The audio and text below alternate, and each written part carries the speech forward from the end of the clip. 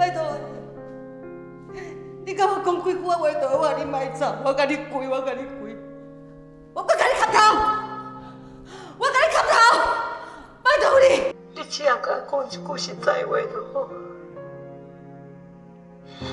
遐个代志，我哪定无做。本案自头到尾，被告杨明德拢毋捌参加嘛，毋知影，是因为伊一直甲我讨笑，我毋甘愿，才会伫互人抓着了后，家警入来，想讲是毋是想拖一寡时间，得到保命机会。狄书玲、郭兴良，你良心发现，才决定甲老律师讲老实话。毋是，